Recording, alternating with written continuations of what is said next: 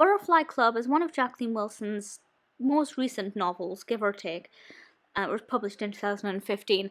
And this one I find to be quite weird because it's one of her longest. It's about 400 pages, which is pretty standard for her novels now.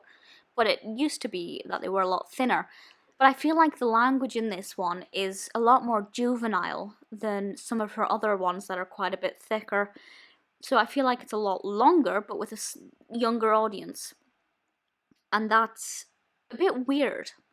And obviously, as an adult reader, I really enjoyed getting stuck into a longer novel that required absolutely zero brain energy.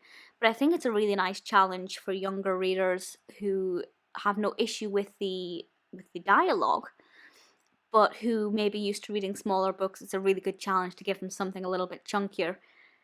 And in addition to the size, the actual narrative itself is really engaging and has a really positive message.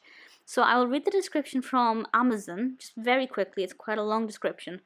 So it says, Tina is a triplet, but she's always been the odd one out. Her sisters Phil and Maddie are bigger and stronger and better at just about everything.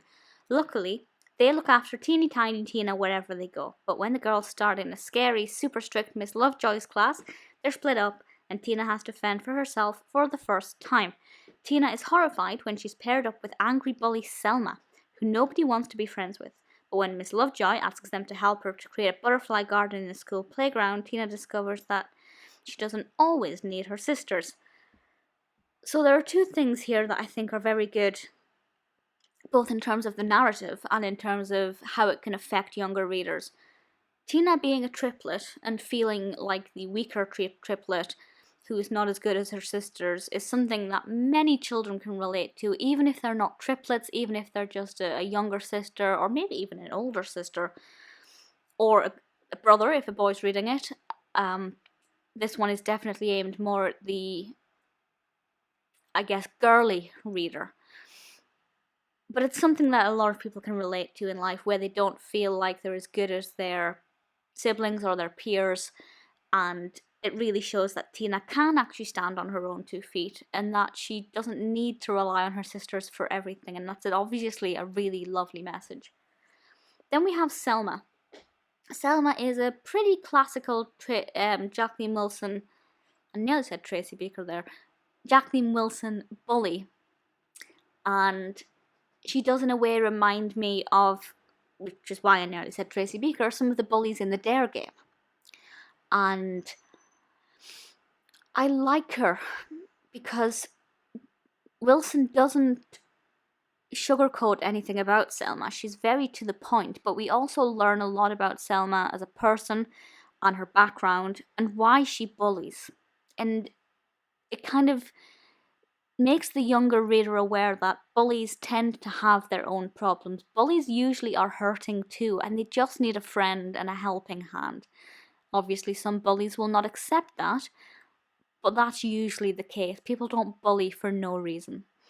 And having Selma involved in the butterfly garden really shows her softer side. Obviously, with the butterfly garden, we learn a lot about butterflies.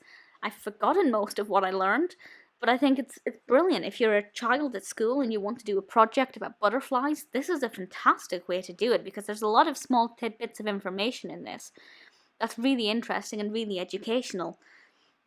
And just very fun. As I said, I've forgotten most of it, but if I wanted to learn about butterflies, and I'm a complete beginner, I'd say it's a pretty good place to start.